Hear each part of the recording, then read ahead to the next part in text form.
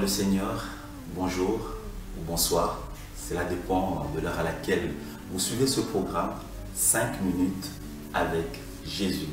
Alors aujourd'hui, j'ose croire que le Seigneur fera un grand bien à son peuple au travers de la méditation de ce jour.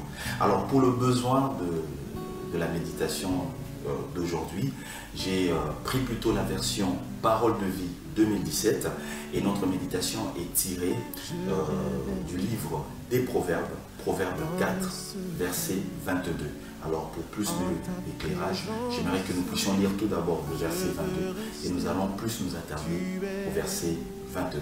Alors nous lisons dans le précieux nom de notre Seigneur Jésus-Christ. Mon enfant, écoute mes paroles, fais attention à mes conseils. Ne les oublie jamais, gardez-les au fond de ton cœur. Ils donnent la vie et la santé à tous ceux qui les acceptent. Je reprends verset 22. Ils donnent la vie et la santé à tous ceux qui les acceptent. Et là, parlons de la parole de Dieu et de ses conseils qui procurent la vie à tous ceux qui les acceptent. Mais avant véritablement de pouvoir aller un peu plus loin dans notre réflexion, j'aimerais vous relater un récit. Un récit cette fois-ci tiré du Nouveau Testament dans le livre de Marc au verset 6, plutôt au chapitre 6, verset 1 au verset 6. Il nous est dit que Jésus est retourné dans sa patrie. Et dans sa patrie, il a enseigné. Et les gens étaient frappés par ses enseignements, par sa doctrine. Les gens étaient touchés de la manière dont il enseignait. Mais le verset 5 est assez curieux parce qu'il nous est dit, il n'a pu faire des miracles. Il n'a pu faire des miracles. Cela suppose qu'il a voulu faire. Il a essayé de faire, mais il n'a pu accomplir des miracles dans sa patrie. Et une des raisons nous est évoquée un peu plus haut en nous disant que beaucoup s'interrogeaient, se disant, est-ce que ce n'est pas le charpentier qui était ici parmi nous? Ce n'est pas le fils de Marie? N'est-il pas le fils de Marie, le frère de Simon? Ses sœurs, nous les connaissons. Et donc, du coup, ils avaient du mal à accepter la parole venant de Jésus. Ils avaient du mal à vivre les grâces que Jésus voulait leur communiquer. Oh, que c'est triste! Oh, que c'est triste de constater que cela est aussi une réalité pour beaucoup de chrétiens aujourd'hui dans l'Église. Nous faisons partie de la patrie de Jésus-Christ.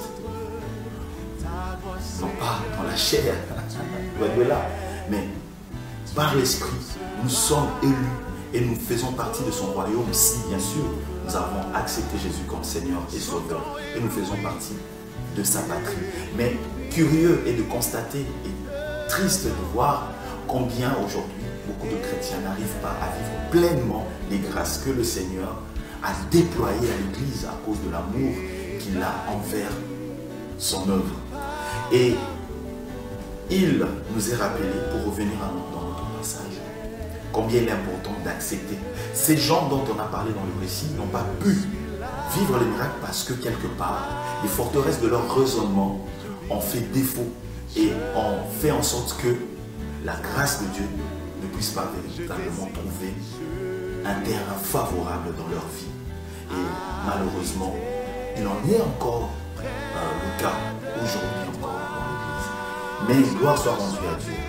Parce que Proverbe nous dit, si nous acceptons la parole, accepter la parole, par définition accepter c'est prendre volontiers ce qui est proposé, ce qui est offert. Et la parole de Dieu nous est proposée et nous est offerte. Alléluia. Dans la parole de Dieu, nous avons les promesses que le Seigneur nous a léguées, nous a formulées, de telle sorte que nous puissions vivre pleinement ces grâces dans nos vies. Et donc, aujourd'hui, si nous sommes bloqués, ne nous posons pas beaucoup de questions parfois. Allons dans la parole. La parole nous dit quoi? Quand nous sommes dans un défi de maladie, il nous est dit par ses meurtrissures, nous avons été guéris. Lorsque nous sommes coincés, nous ne savons plus quoi faire. La parole de Dieu dit, je te conseillerai, je te montrerai la voie que tu dois suivre, j'aurai un regard sur toi.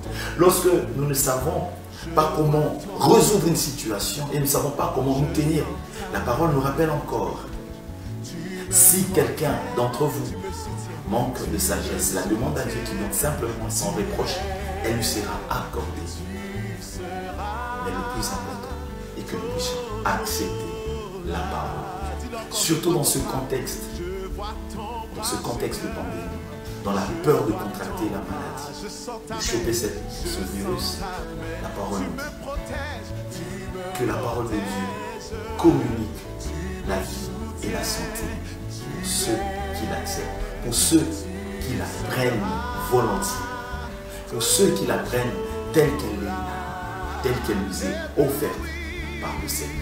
Alors, aujourd'hui, je t'invite, au travers de ce moment de réflexion, que tu te poses encore des questions sur la manière dont tu réagis face à la parole. Face à la parole. Accepte simplement, prends volontiers, car tout ce qui est écrit t'est offert pour que tu puisses vivre pleinement ta vie terrestre pour la gloire du Père. Que le Seigneur nous bénisse.